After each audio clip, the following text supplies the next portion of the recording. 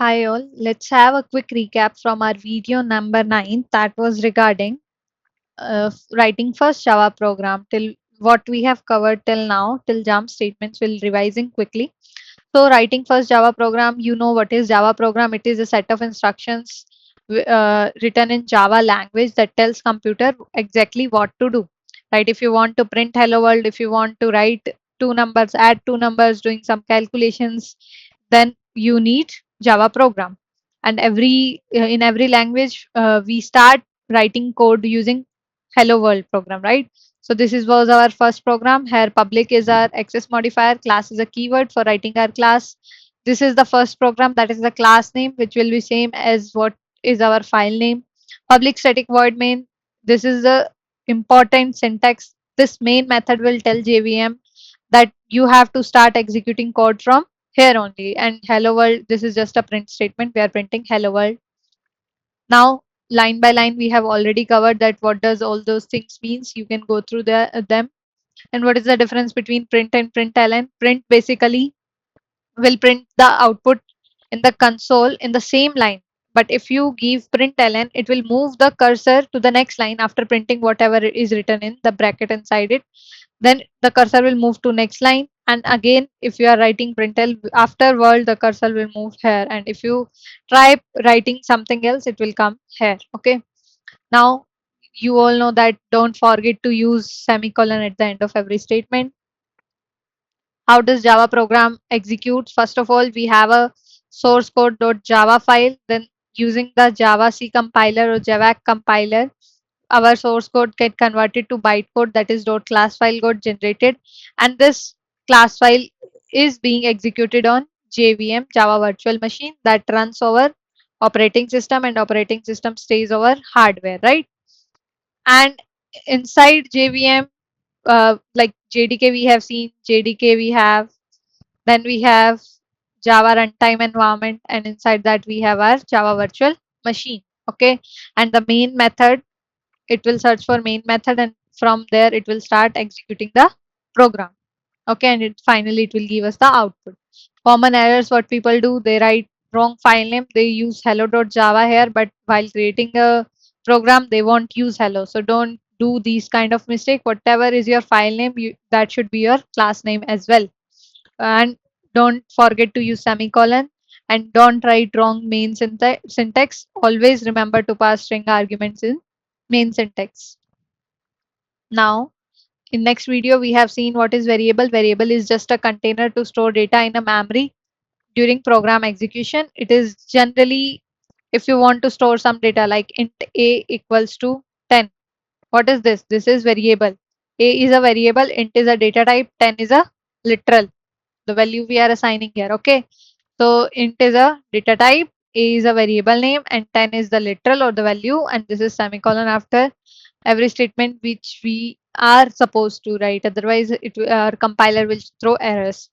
And this is just a string. Jyoti, we have defined int age. These are all variables: name, age, salary. Okay, and string, int, double. These are all data types. And this Jyoti 24 and 50,000. These are all literals.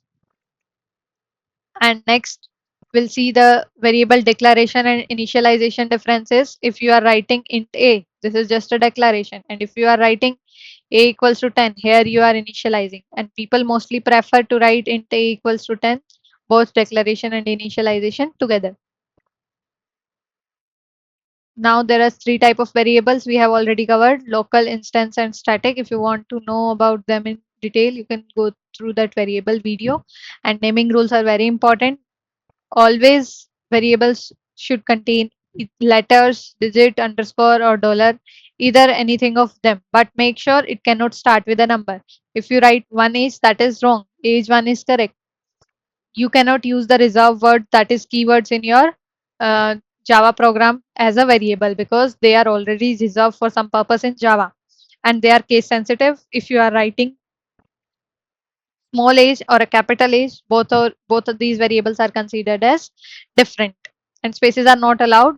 If you want to write a big name as a variable, you can use either underscore or dollar between them, or you can use camel case. Camel case is the best practice which is considered in Java.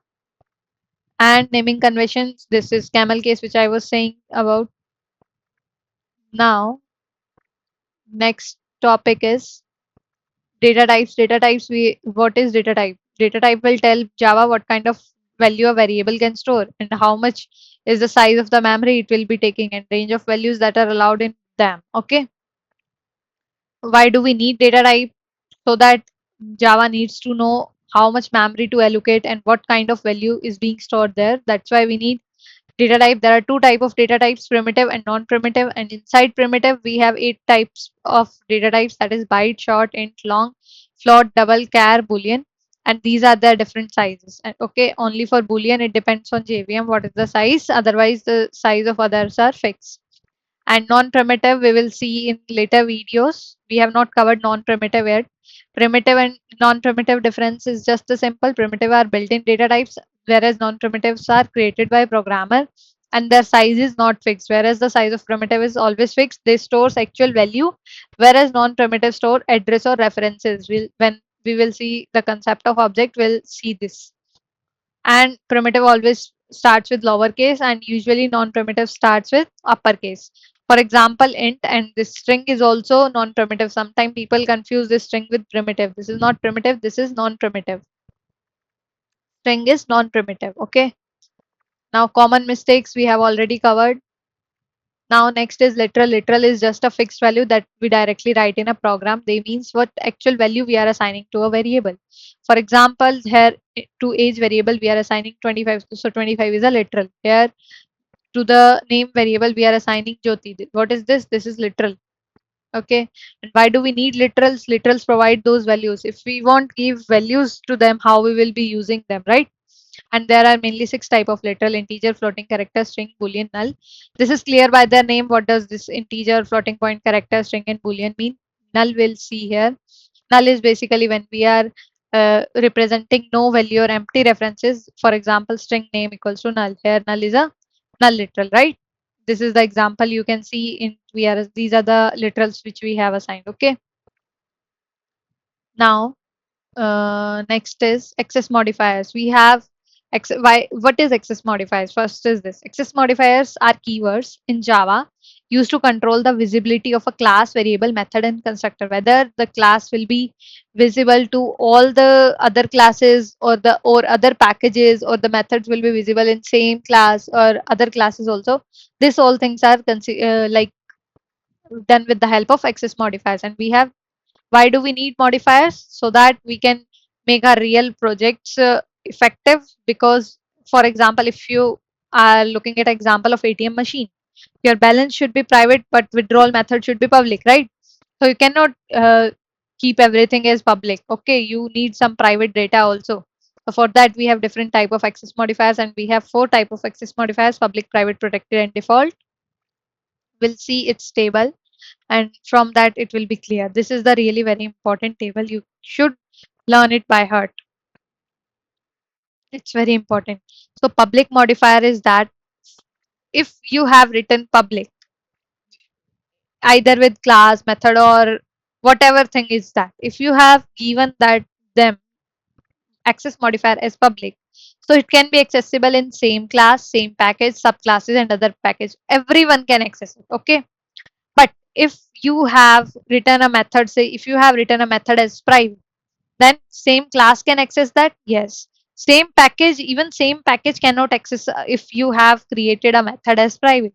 And so if same package is not able to uh, take or get the data from uh, the classes from its package, so how it's possible for subclasses or other package? So it will be definitely no. And for protected, if you have created a method, say protective, so same class can access this and same package can access this. Also subclasses, if you are doing inheritance, only with inheritance subclasses can access it, but other packages cannot access. Okay.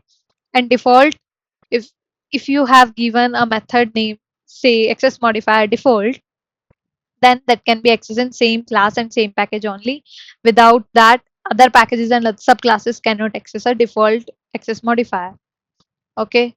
So next was JShell. JShell is an interactive Java shell. It was introduced in Java 9 that allows you to write Java code, execute it line by line, and without writing a whole of long code and method, we can directly do some tasks like if we want to add two numbers, for example, 10 plus 20, we just need to write JShell in the terminal. It will open a prompt and you can write whatever you want. And you need not to write this main method and class and everything. Okay, this we have already covered.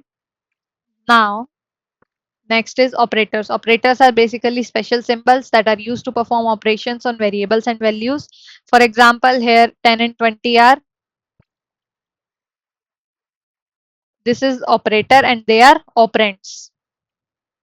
And this plus is operator. We have different type of operators that are used for different purposes. Basically, we have 10 operators: arithmetic, assignment, relational, logical, unary, increment, decrement. In this, we have pre-increment, post-increment, and pre-decrement, post-decrement. Bitwise shift, ternary, instance of. This you can cover in detail in my video I have posted for operators. I won't tell you this now in detail because we have already covered this. Now, next is comments. Comments are lines in Java code that are written for explanation and understanding, and they are ignored by the compiler. They are just notes for the programmer, not for the computer. For example, say 10 developers are working on a code base in an industry, and it's like someone is writing some code file, someone is writing other code file. So how if, for example, person A has written this file and person B has written this file, and person B is reading the file which A has written. So A should write code in such a way, if B is reading that file, it should be understandable by B. So somewhere programmer A can add comments like this, what for what part the code has been introduced. So those kind of things are helpful for other programmers, and comments are very important in industry. There are three types of comments: single line comment, multi-line, and documentation.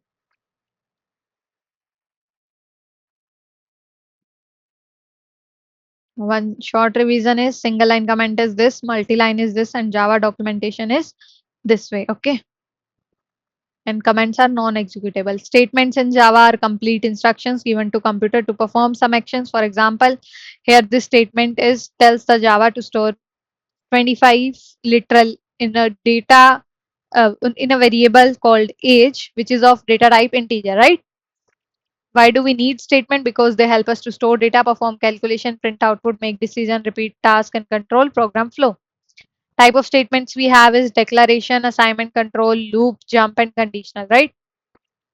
Now, conditional statements are those that are used to make decisions in a program. They execute code based on a condition.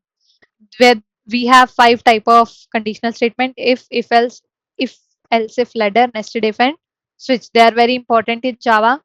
We have covered all these in our previous videos. You can go there and watch them. Now, declaration statement is used to create a variable in Java. If I want a variable of this data type with this name, how it can be done? This can be done with declaration statement. Declaration is just, for example, int a. This is declaration. Here we are declaring a variable named a of data type int. So this is declaration. This is just a declaration, but mostly people prefer to do declaration and initialization together. Now, later we have loop statement. Loop statements, if you want to execute a block of code repeatedly until a condition becomes false, then we use loop statements. And this is generally used to do a repetitive task. If we have something to print multiple times, then we use loop statements. And mainly four type of loops we have: for loop, while loop, do while, for each, or this we call as enhanced for loop. Okay, enhanced for loop. And they are really very important. These all loops we have already covered. Next is break and continue statement, that also we have covered. And jump statements are used to transfer control from one part of program to another. And in jump statement, we have three kind of statement, that is break, continue, and return, right? So these all things we have covered till now. Break is to stop the execution and come out of it immediately. Continue is in the case if you want to skip a current iteration of the loop, then you use continue. And return, if you want to return a value or if you want to finish a method, it indicates the ending of something, ending of method it indicates. Okay, so return can be with value or without value. If it's without value, that means it's a void statement, right? This was all about what we have covered in these videos. So we'll see next topic in next video. Till now, I have covered this much only. Thanks all. Bye bye. If you like my video, please do like, share, subscribe. Thanks. Bye.